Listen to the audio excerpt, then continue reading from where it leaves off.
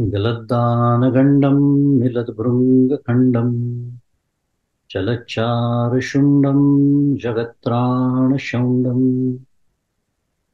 दशद्दन्तकाण्डं विपदभङ्गचण्डं शिवप्रेमपिण्डं भजे वक्रतुण्डम् अहं निर्विकल्पो निराकाररूपो विभुर्व्याप्य सर्वत्र सर्वेन्द्रियाणां सदा मे समत्वं न मुक्तिर्न बन्धः चिदानन्दरूप शिवोऽहं शिवोऽहं चिदानन्दरूप शिवोऽहं शिवोऽहम् गुरुर्ब्रह्मा गुरुर्विष्णु गुरुर्देवो महेश्वरः गुरुः साक्षात् परं ब्रह्म तस्मै श्रीगुरवे नमः। ब्रह्मानन्दं परमसुखदं केवलं ज्ञानमूर्तिं द्वन्द्वातीतं गगनसदृशं तत्त्वमस्यादिलक्ष्यम् एकं नित्यं विमलमचलं सर्वधी साक्षिभूतं भावातीतं त्रिगुणरहितं सद्गुरुं तन्नमामि। श्री सद्गुरुनाथ महाराज की।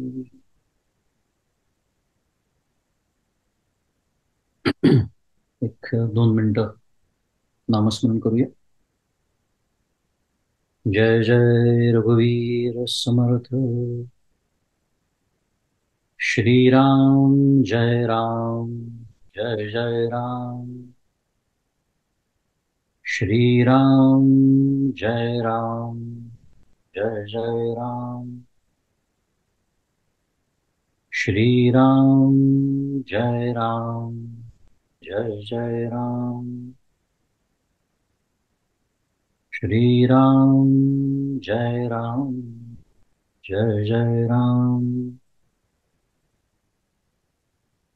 श्री राम जय राम जय जय राम श्री राम जय राम जय जय राम श्री राम जय राम जय जय राम श्री राम जय राम जय जय राम श्री राम जय राम जय जय राम श्री राम जय राम जय जय राम श्री राम जय राम जय जय राम श्री राम जय राम जय जय राम श्री राम जय राम जय जय राम।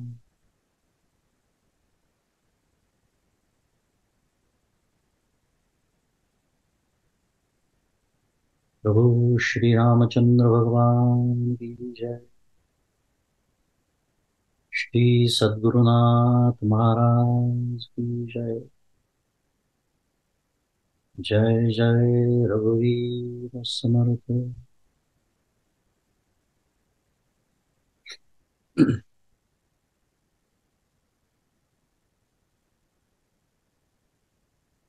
माझे सद्गुरु परमपूज्य डॉक्टर श्रीकृष्ण दत्तात्रय देशमुख उपाख्य डॉक्टर काका यांच्या श्रीचरणी शिरसाष्टांग वंदन करतो। परमपूज्य मंदाते गंधे यांच्या चरणी वंदन। तुम्ही श्रोते जगदीश मूर्ती तेथे माझी व्युत्पत्ती किती बुद्धिहीन अल्पमती सलगी करीतो श्रीराम। सर्वांना सप्रेम अभिवादन।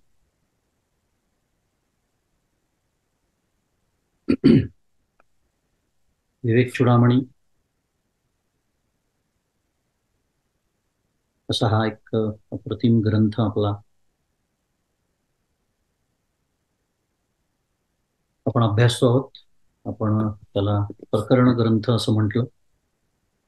अर्थात त्याच्यात अनेक प्रक्रिया सुद्धा वेदांताच्या आलेल्या आहेत, हे आत्तापर्यंत आपल्या लक्षात आलेलं असेलच. आणि मागील प्रवचनामध्ये म्हणजे सोमवारच्या प्रवचनात आपला अभ्यास श्लोक क्रमांक 88 इथपर्यंत आला होता. माझा वैयक्तिकरित्या प्रवचनांचा दौरा असल्यामुळे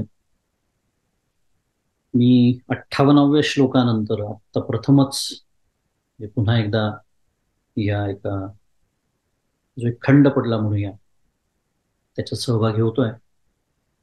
अभ्यास आपला बराच पुढे आलेला आहे अर्थातच, 58 ते 88 असं म्हणता येईल. पण काही अत्यंत महत्वाचे श्लोक ज्याला तुम्हाला जर आठवत असेल तर आपण प्रस्तावनेमध्ये त्याला सूक्ती असा त्याचा उल्लेख केला होता. अशा काही सूक्ती या दरम्यानच्या काळात येऊन गेल्या या 58 ते 88 मध्ये. म्हणून सूक्ती हा जो शब्द आहे, प्रस्तावनेत जो कोणी नसतील किंवा असतील पण आता आठवत नाही अशी अवस्था असेल तर सूक्ती या शब्दाची व्याख्या अशी आहे की एखादं वाक्य किंवा वाक्यांश म्हणजे वाक्याचा अंश, त्याचं अर्धचरण म्हणूया उदाहरणार्थ, हे असं वेगळं केल्यानंतरही ऐकल्याबरोबर आपल्याला एखादा अनुभव किंवा उपदेश इत्यादींचं ज्ञान होतं, त्याला सूक्ती असं म्हणतात. आणि या ग्रंथाचं एक वैशिष्ट्य आहे की अनेक सूक्ती ज्याला म्हणालो आता, की ज्या अशा स्वतंत्ररित्या संदर्भातून बाहेर काढल्यानंतर सुद्धा अखंड आपल्या जीवनामध्ये आपल्याला मार्गदर्शक ठरतात. अशा अनेक सूक्ती या ग्रंथामध्ये आहेत. म्हटलं तर जवळपास सर्व श्लोकच सूक्ती आहेत, पण तरी सुद्धा त्यातली मार्गदर्शनपर तत्व चटकन आपल्या लक्षात आणून देणारे श्लोक येऊन गेले. जसं वाघ वैखरी शब्द झरी, शास्त्र व्याख्यान कौशलम, वैदुष्यम विदुषाम तद भवत भुक्तये न तु मुक्तये. हा जो एक श्लोक पुन्हा एकदा ज्याला आपण सूक्ती म्हणतो आहोत तो येऊन गेला. मला वाटतं 60 क्रमांकाचा किंवा त्याच्याच पुढचा अविज्ञाते परे तत्वे शास्त्रादेतिस्तु निष्फला, विज्ञातेपि परे तत्वे शास्त्रादेतिस्तु निष्फला. त्याच्या पुढचं शब्दजालम महारण्यम चित्त भ्रमण कारणम अतः प्रयत्नात ज्ञातव्यम तत्वज्ञे तत्व तत्वमात्मन. अत्यंत महत्वाचे श्लोक साध्या भाषेत म्हणूया.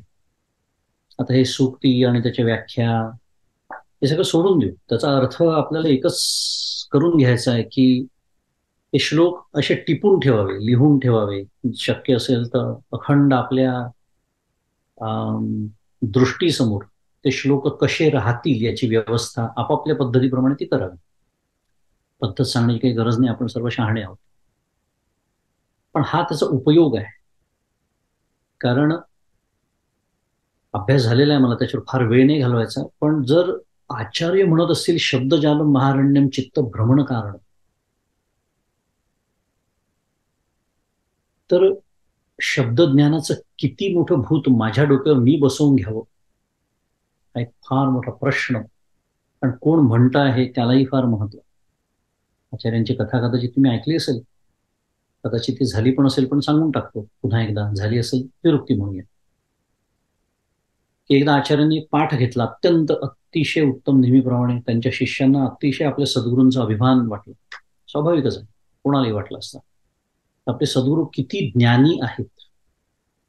ते अर्थातच ज्ञानी याचा अर्थ परोक्ष ज्ञानाचा संबंध आहे.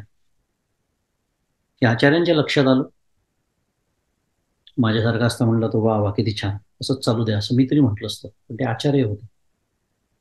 आचार्यानंतर त्या शिष्यानं नदीवरती स्नानाला घेऊन गेले आणि तिथल्या अम, त्या नदीतलं एक ओंजळीवर पाणी, गंगेचं पाणी आपल्या ओंजळीत घेतलं आणि आचार्य त्या शिष्यानं म्हणतात आपल्या की जगामध्ये जेवढं ज्ञान आहे ती जणू काही ही नदी आणि त्यातलं मला असलेलं ज्ञान म्हणजे ओंजळीवर. त्या कथा कशासाठी ऐकायच्या असतात? परमपूज्य काका म्हणतात तसं, जेव्हा मला थोडीशी कुठेतरी नशा चढायला लागते वेदांताची, शब्द चांगला नाही आहे पण होतं तसं, थोडं चार ग्रंथ आपण वाचले, आपल्याला ते समजायला लागले की असं वाटतं की जणू काही मी आता झालं, आता मी आता जे काही लिहिणार ते बहुतेक उपनिषद म्हणूनच प्रसिद्ध होईल. शब्दजालम महारण्य चित्त भ्रमण कारण, नुसतं शाब्दिक ज्ञान जेव्हा ते राहून जातं, असे आपल्याला जाग करणाऱ्या सूक्ती, तेवढ्यासाठी थोडस त्याच्याबद्दल विवेचन. पण एकंदरीत श्लोक क्रमांक 58 ते 63 याच्यामध्ये आचार्यांनी आत्मज्ञानाचं महत्व विशद केलं आहे. आपण 58व्या भेटलो होतो म्हणून मी 58 ते 63 असं म्हणतो. आणि ज्ञान हा शब्द, आत्मज्ञान असा शब्द मी आता वापरला, त्याच्यामध्ये ज्ञान हा शब्द आहे. त्यामुळे ज्ञान शब्द उच्चारल्याबरोबर आपल्याला परोक्ष ज्ञान म्हणूया किंवा आत्म्याचं ज्ञान, आत्मज्ञान शब्द वापरला, त्यामुळे आत्म्याचं ज्ञान, परोक्ष ज्ञान, पुस्तकी ज्ञान असा कोणाचा समज होऊ नये म्हणून लगेच श्लोक क्रमांक पुढे 64 ते 68 याच्यामध्ये अपरोक्ष ज्ञान, याचा अर्थ साक्षात झालेलं ज्ञान किंवा एकरूपत्वानी जो अनुभव येतो त्याची आवश्यकता प्रतिपादन केलेली आहे आचार्यांनी 64 ते 68 मध्ये.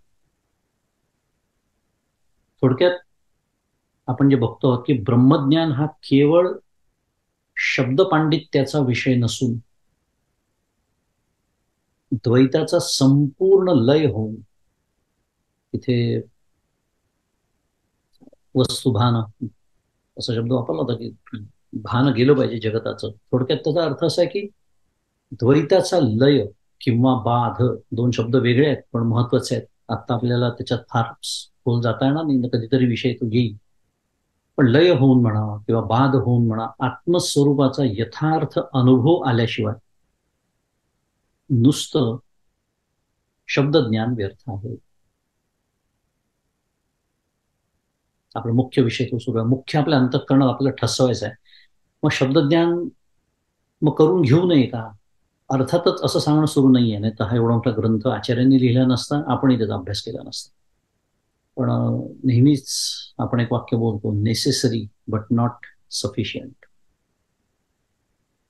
अशी ही कंडिशन, एक निकष असतो. त्यामुळे शब्द ज्ञान हवंय पण त्या पांडित्याचं काय नकोय, अभिमान नकोय किंवा तिथे फक्त थांबायचं नाहीये. त्यामुळे नुसतं शब्दज्ञान व्यर्थ आहे.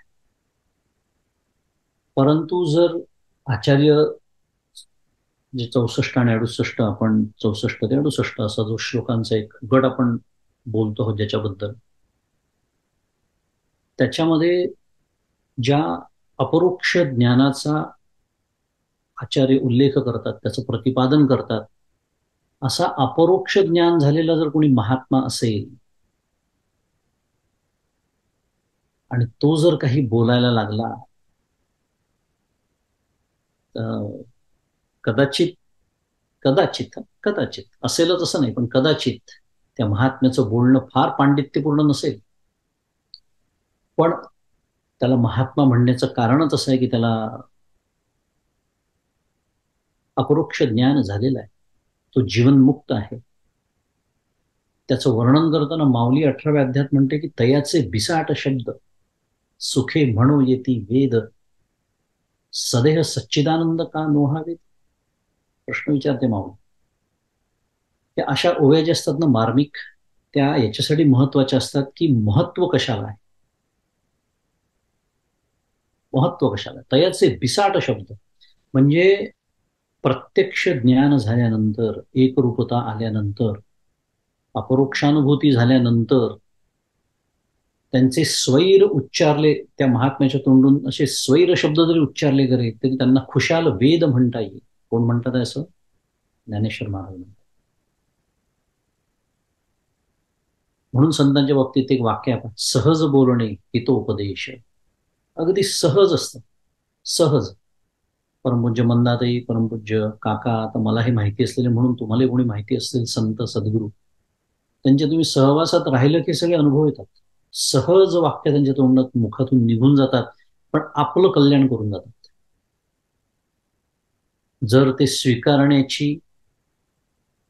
स्वीकारणे इतका तरी सत्वगुण आपल्याजवळ असेल, अगदी सहज येतात वाक्य त्यांच्या मुखातून. खूप आता मी प्रवचन करणार आहे, तुम्हाला काही समजावून सांगणार आहे, अशी सुद्धा भूमिका तिथे नसते. सहज स्वैर उच्चारलेले शब्द, त्यांना खुशाल वेद म्हणता येईल माऊली. आणि तो पुरुष देहासकट सच्चिदानंद ब्रह्म का होऊ नये, माऊली प्रश्न विचार. हे आहे अपरोक्ष ज्ञानाचं महात्म्य. कदाचित परोक्ष ज्ञान, तेवढं शब्द पांडित्य किंवा तेवढा शास्त्रांचा अभ्यास नसेल, तर श्रोत्रिय, ब्रह्मनिष्ठ आणि दयाळू या व्याख्येत कदाचित ते बसणार नाही तो महात्मा. एक वेगळा विषय पण आता उल्लेख निघाला तर सांगून टाकतो की श्रोत्रिय नसतील पण ब्रह्मनिष्ठ आणि दयाळू जर असतील, तर जो शिष्य साधन चतुष्टय संपन्न आहे, ज्याला फारशा शंकाचं निर्माण होत नाही, ज्याला आता कुठले संशय विपर्य उरलेलेच नाही, त्याचं कल्याण ते करू शकतात, त्याचे सद्गुरू सुद्धा ते होऊ शकतात. श्रोत्रियत्व नसेल, पण श्रोत्रियत्व आहे बाकी काहीच नाही, शून्य शून्य. म्हणून शब्दजाल महाराणी किंवा अभिज्ञाते परे तत्वे हा जो आपण विचार केला. आणि मग पुढे श्लोक क्रमांक 69 ते 73 या श्लोकांचा जो एक गट आहे, त्याच्यामध्ये आचार्य शिष्यानी विचारलेल्या प्रश्नाचा उल्लेख करतात, त्या प्रश्नाकडे वळतात असं म्हणूया. कारण विसरायचं नाही आपल्याला, 51व्या श्लोकामध्ये शिष्याने फार सुंदर प्रश्न विचारला आचार्याने. त्याचं कौतुक सुद्धा आचार्य करतात. आपण बघितलं ते सगळं, की बंधाचं स्वरूप काय आहे, त्या बंधाची उत्पत्ती कशी होते, त्याची स्थिती कशी टिकते, त्याचा लय कसा होतो. उत्पत्ती स्थिती लय शब्द वापरले मी. लय याचा अर्थ इथे मोक्ष कसा प्राप्त होतो. बंधाचा लय किंवा बंधापासून मुक्ती, मोक्ष. अनात्म काय आहे, आत्म काय आहे, आणि त्याचा विवेक कसा करायचा, असं एक साधारण त्या शिष्याच्या प्रश्नाचं स्वरूप. आणि त्याच्या उत्तरार्थ श्लोक क्रमांक 69 ते 73 आपण बघतो. त्या गटामध्ये त्याच्या उत्तरार्थ आचार्यांनी पुन्हा एकदा मोक्षाच्या 4 साधनांचा उल्लेख केला, ज्याचा आपण सातत्याने पाठपुरावा करतो आहोत. कारण मागच्याला आपण बोललो होतो, आठवत असेल तर, की आपल्याला विवेक चूडामणीचा अभ्यासक होऊन राहायचं नाही, तर आपल्याला विवेक चूडामणीचा काय व्हायचं आहे, अधिकारी व्हायचं. त्यामुळे पुन्हा एकदा, म्हणून मी पुन्हा एकदा शब्द वापरतोय, विवेक, वैराग्य, समाधी, षटक, मुमुक्षुत्व. आणि आचार्य तेवढाच उल्लेख करून थांबले नाही. हा जो एक अंतरंग प्रत्यक्ष साधन, त्याच्यानंतर आचार्यांनी पुढे श्रवण, मनन, निधिध्यासन या अंतरंग पण प्रत्यक्ष या साधनाचा उल्लेख आचार्य करतात. आणि शिष्याला आत्मानात्म विवेक समजून सांगायला प्रारंभ करतात. आता हा जो आत्मानात्म विवेक आहे, हा 74 ते 77 त्याच्यामध्ये आचार्य आत्मानात्म विवेकाचा प्रारंभ करतात. 74 ते 77 मध्ये स्थूल शरीराचं आचार्य पहिले वर्णन करतात, आणि त्याच्यानंतर या शरीराच्या माध्यमातून जीव म्हणजे तुम्ही आम्ही, ज्या पंचविषयांमध्ये, पंच ज्ञानेंद्रियांच्या माध्यमातून आपले जे पंचविषय असतात, 5 ज्ञानेंद्रियांचे 5 विषय, आपल्याला सगळ्यांना चांगली कल्पना आहे त्याची, त्याच्यामध्ये जेव्हा तो जीव रमतो आणि रंगतो, थोडक्यात आसक्त होतो, अगदी साध्या भाषेमध्ये त्यालाच जीवन असं समजतो. म्हणजे ती बंधनं त्याचं निर्माण होतं. त्या बंधनातून सुटण्यासाठी, म्हणजे विषयांची काय म्हणजे आसक्ती संपवण्यासाठी, आचार्य श्लोक क्रमांक 78 ते 84 त्याच्यात विषय निंदा या विषयाचं विवेचन करतात. आपण सर्वांनी ते ऐकलंय. अर्थातच आपली उजळणी सुरू आहे.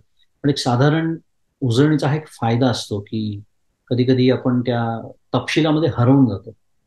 थोडं एक पायरी मागे घेऊन काय शिकलो आपण? कुठेच आहोत? कुठे जायचंय? कुठे चाललो आहोत? हे कळण्यासाठी त्याचा उपयोग होतो. त्यामुळे विषय निंदा या विषयाचं विवेचन आचार्य त्या श्लोकांच्या गटात करतात. इथे काही प्राण्यांचा उल्लेख आलाय. पुन्हा एकदा आपला अभ्यास झालाय. पण एकेका विषयाच्या ठिकाणी आसक्त असलेले प्राणीही जर नाश पावतात, तर मग पाचही विषयांच्या ठिकाणी आसक्त असणारा जो पुरुष, होणारा जो पुरुष म्हणजे साधक, तो नाश पावेल यात शंका नाही, असा एक अत्यंत तर्कशुद्ध म्हणूया. तर्कशुद्ध शब्द जो आहे ना, तो जरा समजून घ्यावा लागतो. कारण तर्कशुद्ध याचा अर्थ आपण प्रमाणित करणार होय आचार्यांचं बोलणं कसं तर्कशुद्ध आहे, असा त्याचा अर्थ नाही. तर्कशुद्ध आपण शब्द वापरतो तेव्हा अज्ञानी जे असतात त्यांच्या सुद्धा तर्काला पटेल असा त्याचा अर्थ होतो. की अरे हो, माझ्याही बुद्धीला पटलं. म्हणजे काय, माझ्यासारख्या अज्ञानाला सुद्धा जो तर्क भावतो त्याला म्हणायचं तर्कशुद्ध. असा विचार सांगून आचार्य तीव्र वैराग्याचं महत्व प्रतिपादित करतात. हा जो गट आपण आता बघितला त्याच्यामध्ये. आणि स्वाभाविकच विषयासक्तीची निंदा असा आपण विषय बोललो, पण या विषयासक्तीचं मूळ असलेली जी देहासक्ती त्याची निंदा म्हणजे आपल्याला परावृत्त करण्यासाठी एक छान विषय या निमित्ताने आपल्याला शिकायला मिळतो. कारण काय, निंदा हा जो विषय आहे तो आपल्याला खूप छान परिचयाचा असतो. कारण दिवसभर आपण तेच करत असतो. याची निंदा, त्याची निंदा, तिची निंदा, या कारणाने निंदा, त्या कारणाने निंदा वगैरे वगैरे. पण निंदा सुद्धा करायची झाली तर कोणाची करावी हे आपल्याला संतांकडून शिकायला मिळतं.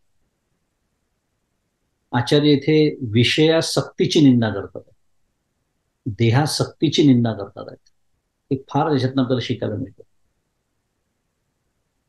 त्यामुळे हा जो आपण एक विषयांचा गट बघितला त्याच्यामध्ये ही सगळी विषयासक्तीची निंदा, देहासक्तीची निंदा, कारण त्या विषयासक्तीचं मूळच देहासक्तीमध्ये आहे. कारण देहाची आसक्ती आहे आणि म्हणूनच तर या देहाला विविध सुख द्यावे अशी भावना, अशी प्रेरणा आपल्याला होते आणि ती सुख विषयांमधनं मिळतात अशी माझी जबरदस्त खात्री असल्यामुळे देहासक्ती असल्यामुळे विषयासक्ती ही स्वाभाविकच असते. म्हणजे it's a natural fallout देहासक्तीच. आणि हे झाल्यानंतर शेवटचा जो गट आहे 85 ते 88 या श्लोकामध्ये जे आपण आता बघितलं की आचार्य देहासक्तीची निंदा करतात. म्हणजे काय, तर शरीराचं, केवळ शरीराचं लालन पालन करणं हेच ज्यांचं आयुष्य असतं ते जणू काही सुसरीला लाकूड समजून नदी पार करण्याचा प्रयत्न करतात आहेत, असा आचार्यांचा तो श्लोक आपला सगळ्यांचा अभ्यास झालेलाच आहे. थोडक्यामध्ये अनात्म वस्तूंच्या ठिकाणी असलेला अहम ममत्वाभिमान जर आपण टाकला तर आपल्याला ब्रह्मप्राप्ती होते असं आचार्य म्हणतात. आणि म्हणून त्याचा त्याग करायचा एक महत्वाचा विषय, एक महत्वाचा मुद्दा म्हणूया. तो बघून आजच्या विषयाच्या अभ्यासाकडे वळू. कारण 88 पर्यंत आपण आलो आहोत. 89 क्रमांकाचा श्लोक हा आपल्या आजच्या अभ्यासाचा विषय आहे. की हे सगळं विषयासक्ती, देहासक्ती हे सगळं आपण ऐकलं. एकदा बोललो होतो कदाचित, पुन्हा एकदा सांगतो. एकदा परमपूज्य काका अमेरिकेत आले असताना, खूप वर्षांपूर्वीची गोष्ट आहे, मी त्यांना एकदा असंच म्हणालो की काका, परमार्थामध्ये म्हणलं सगळे नकार घंटाच असतात. म्हणजे काय, हे करू नका, ते करू नका, हे चालत नाही, ते चालत नाही, हे बघू नका, ते बघू नका, हे खाऊ नका वगैरे वगैरे. एक थोडस एक नकारात्मकच आपल्या समोर सगळं येतं. कारण आपल्याला आपले डूज कमी असतात आणि डोंट्सच जास्त असतात ना, कारण त्याच्यातच गडबड होत असते आपली. माझं वाक्य सुद्धा पूर्ण व्हायच्या आत काका म्हणाले, हो पण त्याच्या पाठीमागे फार मोठा होकार आहे. कोणता? ब्रह्मप्राप्ती. तेच आपण बोलतो.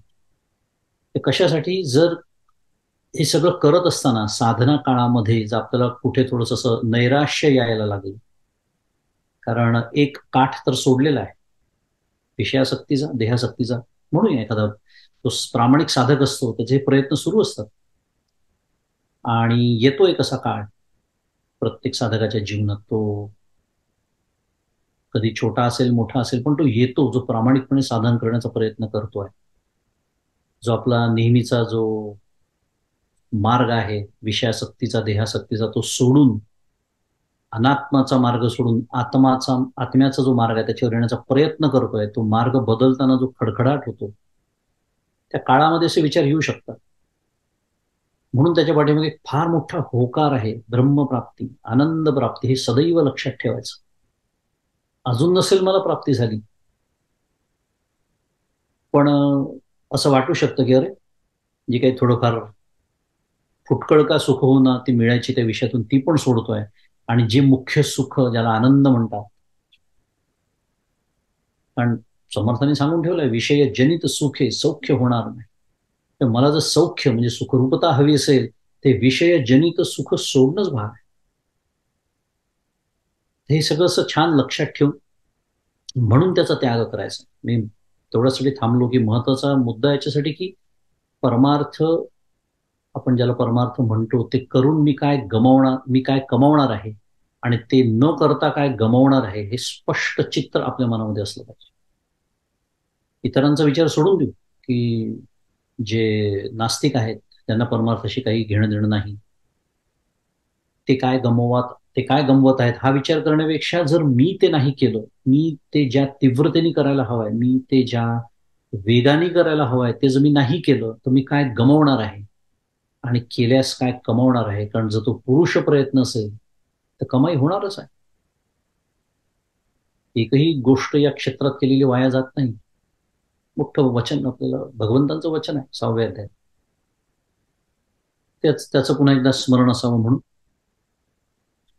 आणि पुढे आजच्या विषयाकडे वळूया. श्लोक क्रमांक 89 ते 93. हा जो आता एक गट आपल्या समोर येतोय, एक गटाला सुरुवात होते नवीन, तिथून म्हटलं तर त्याच्यामध्ये आचार्य आपली जी देहासक्ती आहे ती कमी होण्यासाठी आपण या शरीराचे आपल्या जे फाजील लाड करतो, शब्द वापरला, माझा शब्द नाही, परंतु काकांचा शब्द, फाजील लाड. कारण देहाची घेतलेली काळजी वेगळी, देहाची काळजी घ्यायचीच आहे, प्रश्नच नाही आहे. कारण काय, साधन आहे ते आपलं, आपलं काम व्हायचं आहे. पण काळजी घेणं वेगळं आणि काळजी करणं वेगळं. त्याला फाजील लाड असं म्हणतात. ते बघू आपण त्याचं. पण हे होऊ नये, ही आसक्ती, कशासाठी आपल्याला हे मिळालेलं आहे, हे साधन आहे, या सगळ्या गोष्टी त्याचं खरं स्वरूप आपल्या लक्षात आणून देतात आणि आपल्याला काय करतात आहे आचार्य 89 क्रमांकाच्या श्लोकात सावध करतायत. तो जो श्लोक आहे तो मी वाचतो आणि त्याचा आपण अर्थ बघूया. त्वं मांस रुधिर स्नायू मेदो मज्जास्ति संकुलम पूर्णम मूत्रपुरुषाभ्याम स्थूलम निंद्यमिदम वपुः. त्वं मांस रुधिर स्नायू मेदो मज्जास्ति संकुलम. अर्थ आहे की त्वंग म्हणजे त्वचा, मांस म्हणजे मांस, रक्त, स्नायू, मेद, मज्जा, अस्थि, हे जे सप्त धातू आहे यांनी युक्त असलेलं पहिलं वर्णन आहे आपल्या शरीराचं. काय आहे? साध्या भाषेत म्हणून फोटो काढलेला आहे. कोणता? आपण काढतो तो नव्हे, सेल्फी किंवा जो तो, त्या फोटोला हे दिसत नाही. पण आपल्या शरीराचा खरा फोटो संत काढून आपल्या समोर ठेवतात. का? कळलं पाहिजे. कारण वरवर आपण खूप त्याला रंगवतो, आतमध्ये काय आहे? त्वचा, मांस, रक्त, स्नायू, मेद, मज्जा आणि अस्थि, या सप्त धातूंनी युक्त. इथपर्यंत ठीक आहे, इथपर्यंत जरी थांबावं का नाही. अजून पुढे भेदक वर्णन याला म्हणतात ते करतात. काय मूत्र आणि मल यांनी भरलेले हे स्थूल शरीर निंद्यच आहे असं आचार्य म्हणतात. स्थूलम निंद्यम इदम वपुः, हे शरीर निंद्यच आहे, कारण ते निंद्य पदार्थांनी भरलेलं आहे.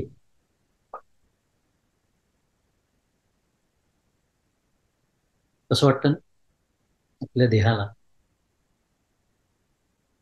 असं वर्णन करणारं श्लोक किंवा ओव्या म्हणा, अभंग म्हणा, असं आलं की आवडत नाही आपल्याला. अत्यंत देहावर प्रेम असलं की आपल्याला अशी वर्णनं आवडणारच नाही आहेत. थोडक्यामध्ये काय आहे की आपल्याला न आवडणारा असा या ग्रंथातला हा प्रांत सुरू झालेला आहे. कारण काय असतं, जोपर्यंत पुन्हा परमपूज्य काकांचे शब्द की जोपर्यंत असं ब्रह्ममाया, म्हणजे ते ब्रह्म असं आहे, ते ब्रह्म तसं आहे, त्याचं सगुण काय ते स्वरूप, लक्षण, तटस्थ लक्षण, सगुण ब्रह्म, निर्गुण ब्रह्म, काय एकदम मस्त भरपूर वर्णन करतायत मायेचं सुद्धा. तिची सगळी लक्षणं, प्रतिती मात्र सत्तावान, सतलक्षण, सत असत विलक्षण, अनिर्वचनीय. याला परमपूज्य काका काय म्हणतात, तृतीय पुरुषी परमार्थ. म्हणजे काय, ते ब्रह्म तसं आहे, ती माया तशी आहे, आणि कंसामध्ये काका म्हणतात मी जसा असायचा तसाच आहे.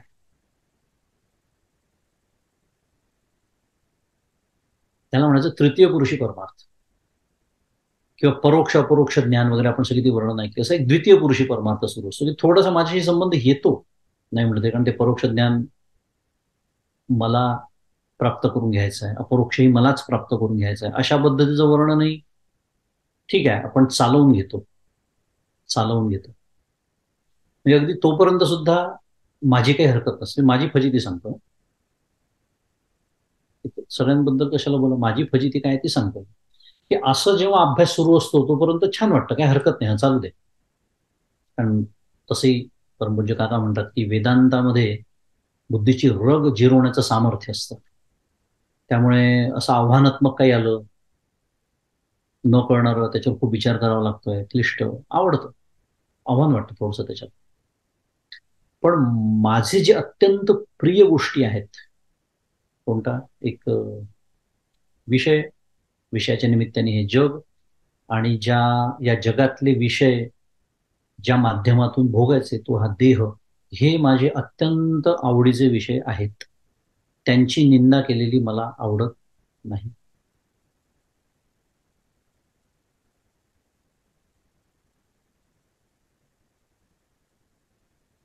ही परिस्थिती माझी असते. त्यामुळे खरं सांगायचं तर असं वर्णन वाचलं की असं वाटतं संत किती अरसिक आहेत, नाही का. एवढा सुंदर देह, त्याचं एवढं कौतुक केलं मी आयुष्यभर, अजूनही सुरूच आहे.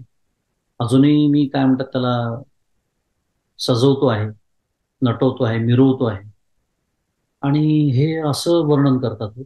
काय, मलमूत्रांनी भरलेला देह. थोडक्यामध्ये यालाच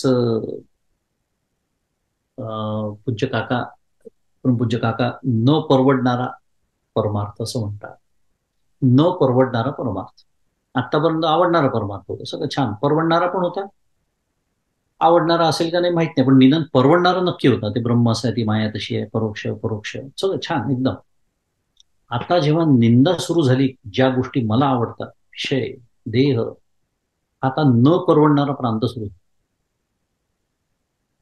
आणि ज्याला खरंच ब्रह्मानुभव हवा आहे त्यांनी लवकरात लवकर, लवकरात लवकर हा प्रांत म्हणजे हा विषय म्हणूया आपल्या आवडीचा करून घेणं गरजेचं आहे. त्याचं कारण असं आहे की आचार्य जे शरीराचं वर्णन करतात आहे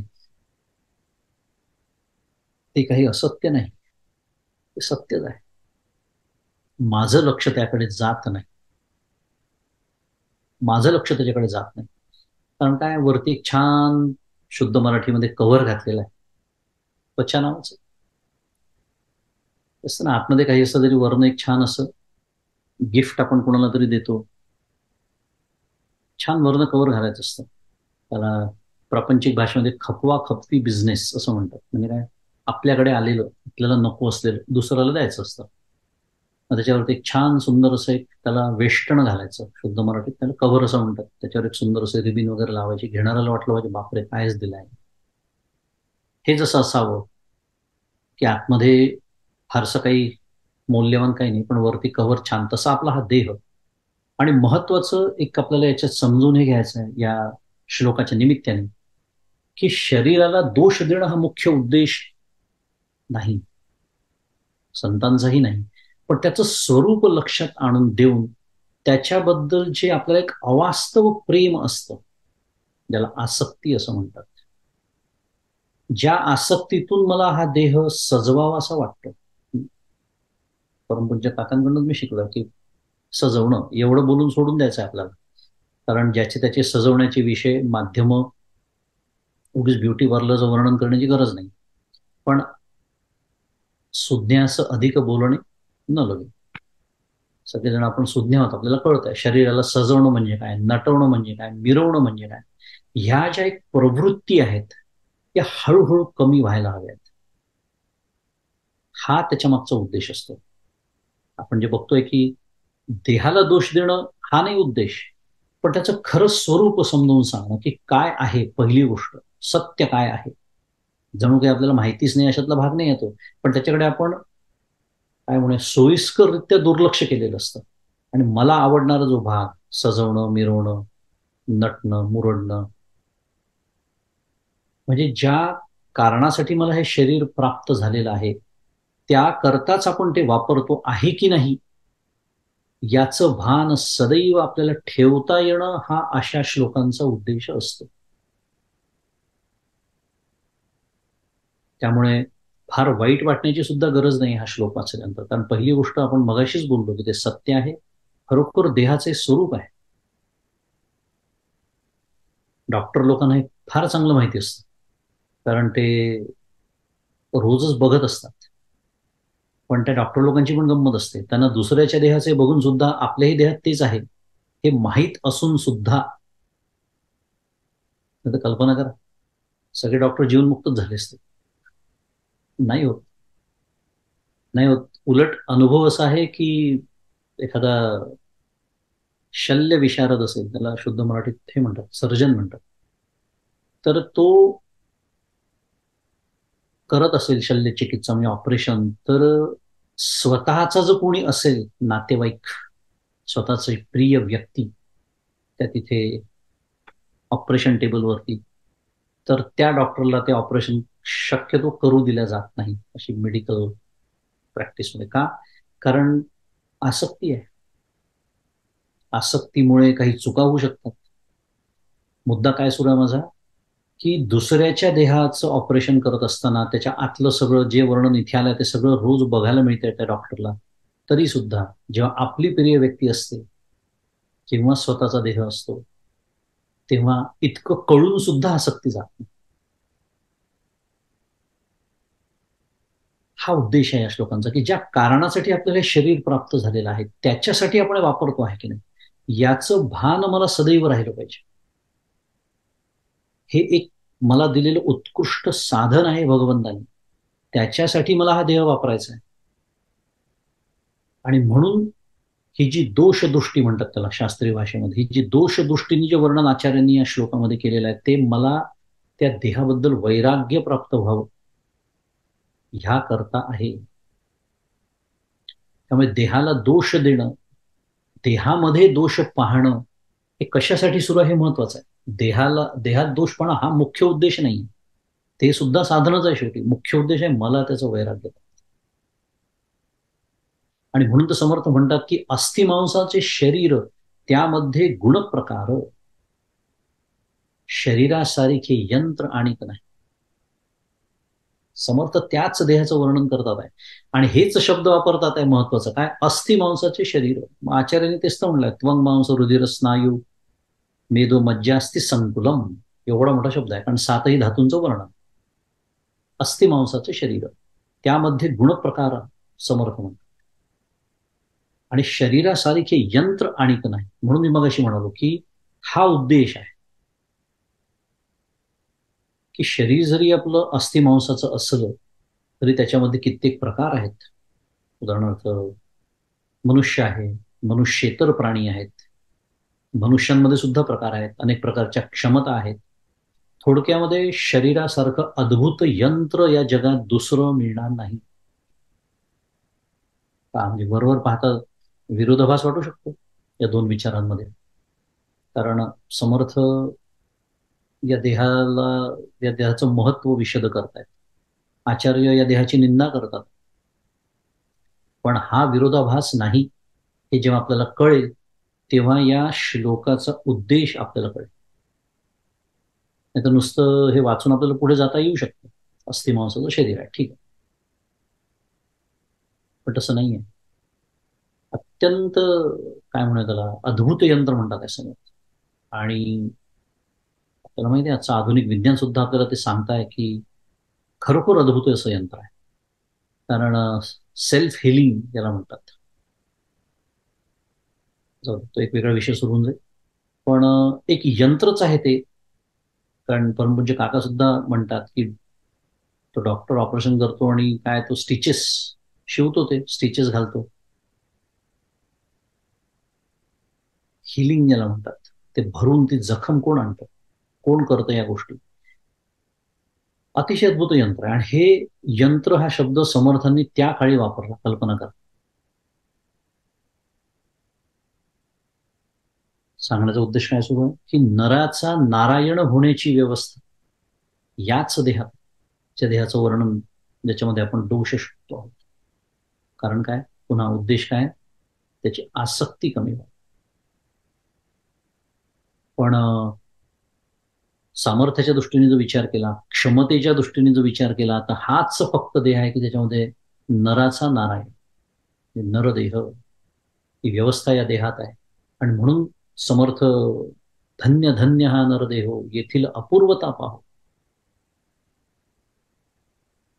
आठवण करून देतात आहे, धन्य म्हणतात आहे. म्हणून मी मुद्दाम वरकरणी विरोधाभास असलेले दोन, इकडे ही ओवी आणि हा श्लोक. धन्य धन्य हा नरदेव, येथील अपूर्वता पाहो, जो जो कीजे परमार्थ लाहो, तो तो पावे सिद्धिते. समर्थ धन्य धन्य हा नरदेव, धन्य आहे हा, खरोखर धन्य आहे हा नरदेव. काय त्याचं वैशिष्ट्य आहे, जशी परमार्थाची इच्छा करावी, जो जो कीजे परमार्थ लाहो, तशी ती सिद्धीला जाते, तो तो पावे सिद्धिते. पण जसं ज्ञानबाची मेघ तशी समर्थांची मेघ म्हणूया. गंमत इथे तीच आहे ना, अपूर्वता आहे पण मी ती वापरली तर, परमार्थ केला तर अपूर्व आहे. नाही तर मग आचार्य करतात ते वर्णन ते आहेच. त्या आसक्ती चाललेलं आहे जीवन आतापर्यंत, तेच सुरू. बरं, हे फार खूप कठीण आहे. हे मला जमेल का, मला शक्य होईल का, असं जर वाटत असेल तर समर्थ पुढे त्याचंही आश्वासन देतात की या नरदेहाची न संबंधे बहुत पावले उत्तम होत, अहंता सांडुनी स्वानंदे सुखी झाले वगैरे. या नरदेहाची न संबंधे बहुत पावले उत्तम पदे. असं नाही की बुवा एक 1000-10,000 वर्षापूर्वी कोणाला तरी एकाला ज्ञान झालेलं आहे आणि आपण सर्वजण त्या ज्ञानाची कास धरतो, अजिबात नाही. बहुत पावले उत्तम पदे.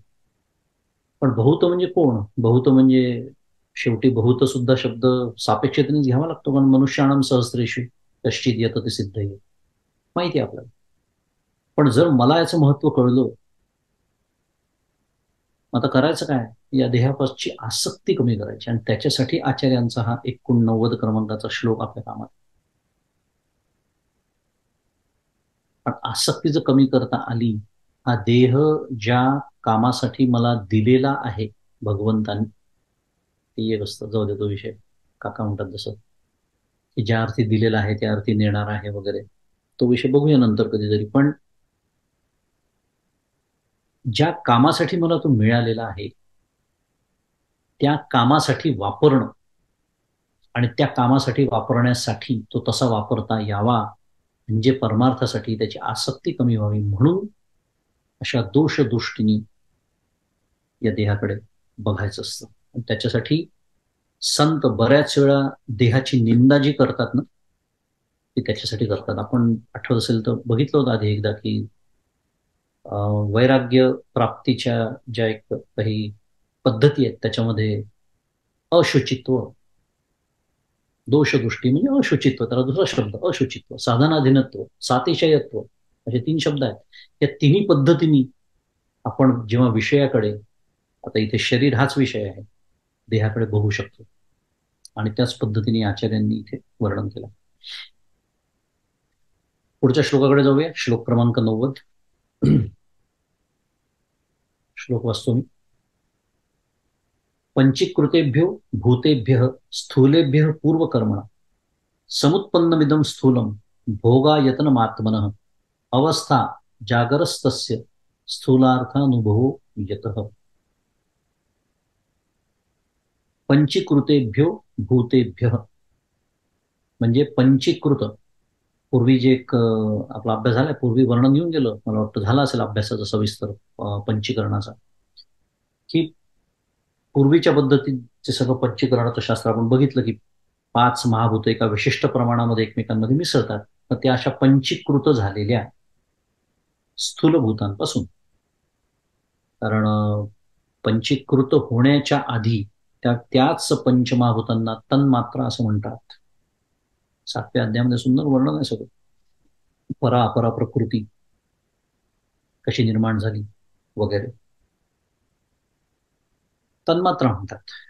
तन्मात्र याचा अर्थ तन म्हणजे तत् मात्र, केवळ तेच असा त्याचा अर्थ आहे बरं. तन्मात्रा शब्दाचा माहिती नसेल, केवळ तेच म्हणजे आकाश महाभूत म्हटल्यानंतर केवळ आकाश, केवळ जल, केवळ अग्नी, आणि ते अत्यंत सूक्ष्म अशी ती महाभूत असतात आणि त्यांना तन्मात्रा म्हणतात. पण आपण इथे जे म्हणतात आहे ते पंचीकृत पंचमहाभूतांचा उल्लेख आहे. म्हणजे एकमेकांमध्ये ती मिसळल्यानंतर, पंचीकरण झाल्यानंतर त्या भूतांपासून आपलं प्राक्तन, प्राक्तन म्हणजे प्रारब्ध, म्हणजे थोडक्यात जन्मजन्मांतरी आपण जी काही शुभाशुभ कर्म केली असतील त्या कर्माने उत्पन्न झालेले, म्हणून पंचीकृतेभ्यो भूतेभ्य आणि स्थूलेभ्य पूर्वकर्मणा असा पहिल्या त्या पदाचा अर्थ.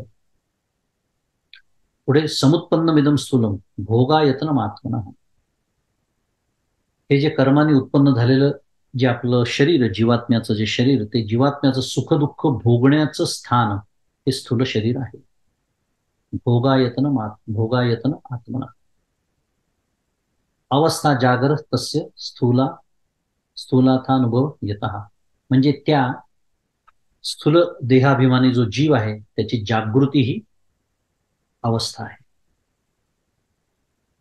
कारण त्या स्थूल देहाच्या अभिमानाने स्थूल पदार्थांचा आपल्याला अनुभव होतो. थोडक्यामध्ये एक फार महत्वाचा श्लोक आपल्या, काय म्हणूया, या मगाशी आपण बघितलं 89 मध्ये देहाची दोषदृष्टी आपण पाहिली, पण आता देहाचं एक वास्तव रूप आपल्या समोर ठेवतात आणि इतक्या गोष्टी शिकण्यासारख्या एक साधक म्हणून आपल्याला श्लोकामधून, ते आपण आता हळूहळू आपण त्याचा विचार करणार आहोत. पण पुन्हा एकदा की काय यादी दिली आहे, तर पंचीकृत पंचमहाभूतापासून या स्थूल देहाची उत्पत्ती आहे, सर्वप्रथम पहिली गोष्ट. दुसरं, तो जीवात्म्याचं भोगस्थान आहे. त्याच्यात अजून एक दुसरी गोष्ट म्हणजे पूर्वकर्मानुसार त्याची उत्पत्ती आहे. तिसरी गोष्ट, तो जीवात्म्याचं भोगस्थान आहे आणि ब्रह्म निर्विकार असल्यामुळे स्थूल देहाच्या अभिमानाने स्थूल देहांचा अनुभव येतो, पण ब्रह्म त्याची म्हणजे आत्मा म्हणूया किंवा ब्रह्म म्हणूया ते निर्विकार असल्यामुळे स्थूल देहाचं ते परिणामी उपादान कारण होत नाही, तर ते केवळ काय म्हणूया विवर्त अधिष्ठान मात्र आहे. म्हणून त्याच्या द्वैतापत्ती होत नाही. हे त्याच्या या ग्रंथामध्ये दिलेलं काय म्हणूया त्याचं थोडंसं विवेचन. शांतपणे हळू एक समजून घेऊया, कारण हे वर्णन वाचल्यानंतर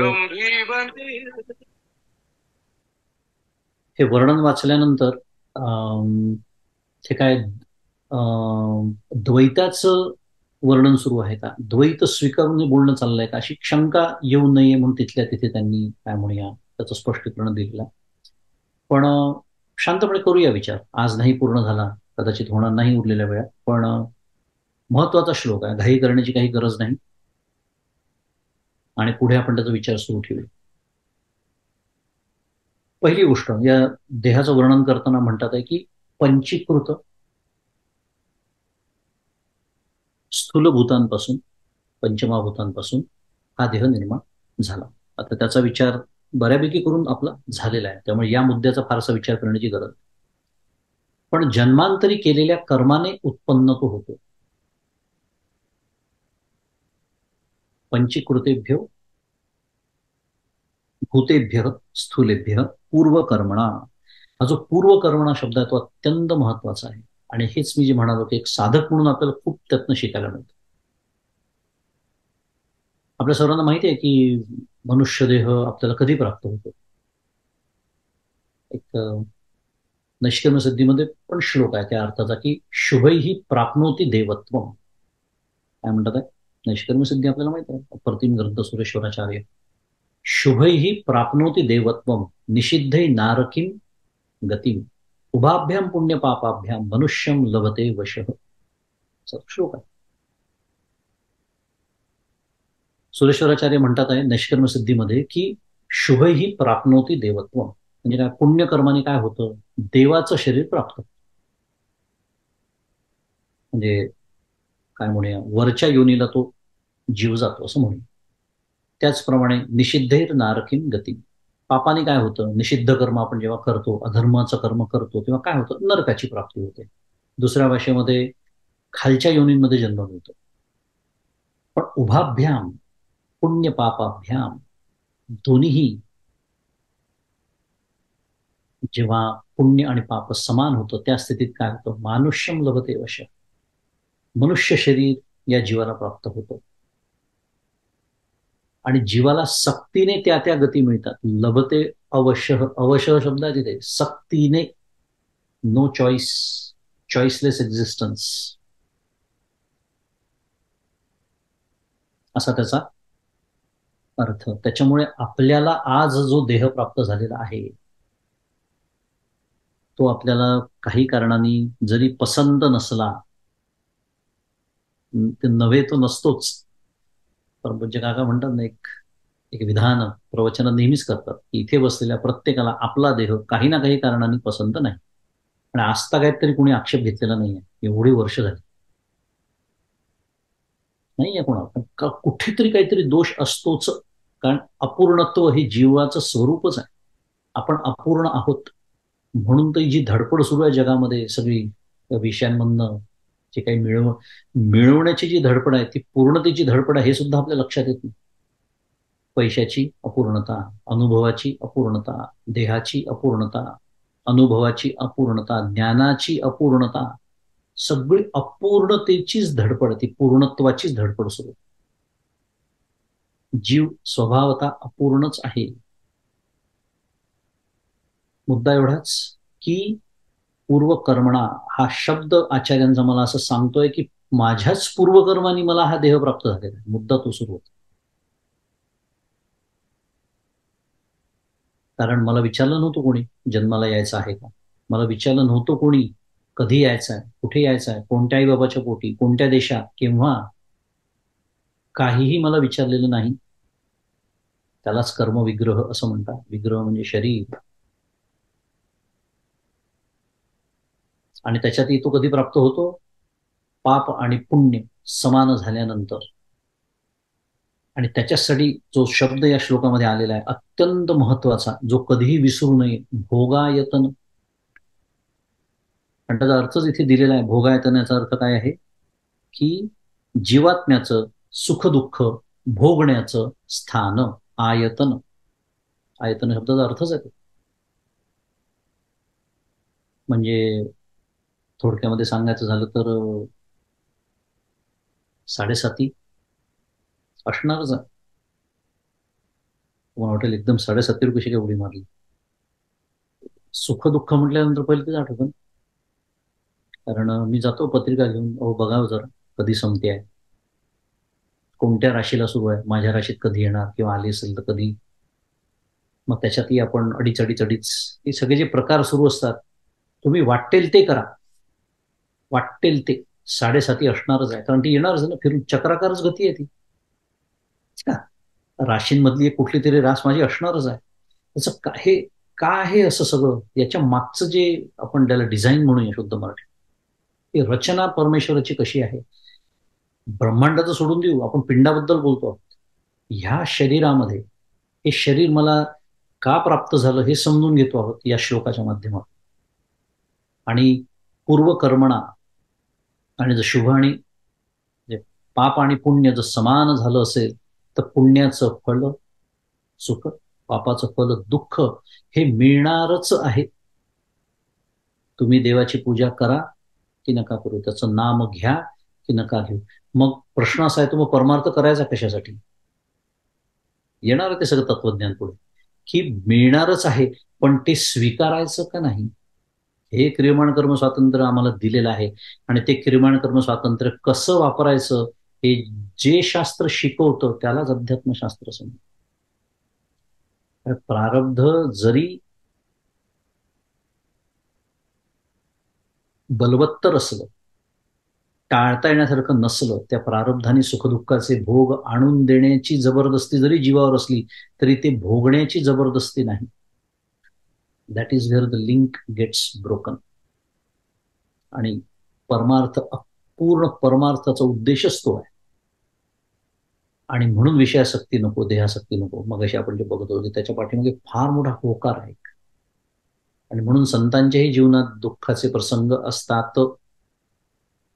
नेहमीच आपण त्या विषयाबद्दल बोलतो. त्यामुळे भोगायतन हा एक अत्यंत महत्वाचा शब्द आणि पूर्वकर्मणा म्हणून मी म्हणालो की या श्लोकामध्ये खूप महत्वाची मांडणी देहाबद्दल आलेली आहे. की असा इतका सखोल विचार आपल्याच देहाचा आपण कधी करत नाही. त्याचे परिणाम काय आहे, ज्याला शुद्ध मराठीत इम्प्लिकेशन्स असं म्हणतात. की ज्या अर्थी मला हा देह मिळालेला आहे आणि तो या पद्धतीने जर मिळाला असेल तर ह्या गोष्टी माझ्या आयुष्यात असणारच आहेत, असणारच आहेत. मला काय शिकायचं आहे, त्याच्यापासून मला अलिप्त कसं राहता येईल हे शिकायचं.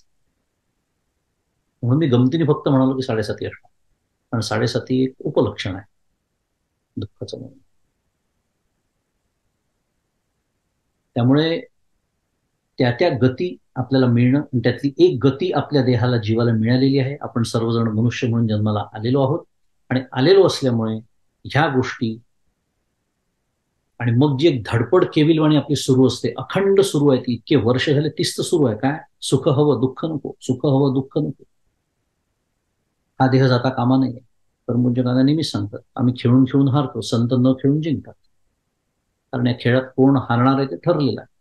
तो म्हणतो नेल्याशिवाय राहणार नाही, कारण त्यांनी दिलेला आहे. परमपूज्य काका पुन्हा सभ्य माणसाचं लक्षण आहे दिलेली वस्तू वेळच्या वेळी परत करणं. इतकं हसत खेळत जेव्हा मी माझ्या देहाबद्दल विचार करू शकतो तेव्हा आपण जिंकलेलं असतं. ह्या जिंकण्यासाठी काय करायचं याचा सविस्तर विचार, आणि हा देह प्राप्त होण्याचा अजून एक, ती जी एक अनिष्ट परंपरा असते, देह प्राप्त कसा होतो आणि का होतो हे समजून घेण्याचा जो एक सखोल विचार आहे तो आपण पुढच्या वेळेला करू. कारण आज आपली वेळ इथे झालेली आहे. आणि मी जसं म्हणालो की हा श्लोक महत्वाचा आहे, घाई करण्याची काही गरज नाही. पुढच्याला कोणीही असेल बोलणारे तरीही या हा श्लोक जितका मला समजेल, पटेल, रुचेल, ठसेल, सगळ्यात महत्वाचं मनामध्ये चित्तात ठसेल, तेवढं मला माझ्या भोवती घडणाऱ्या घटनांपासून आणि या देहापासूनच एकंदरीत अलिप्त व्हायला खूप मदत होणार आहे. तशा साक्षीभाव ज्याला म्हणता येईल, आपल्या सर्वांना जपता यावा, जपता यावा. दोन्ही पद्धतीने बोलते, जपता आणि जपता. अशी प्रार्थना सद्गुरूंच्या चरणी करू आणि आज थांबूया. श्री सद्गुरुनाथ महाराज की जय. जय जय रघुवीर समर्थ.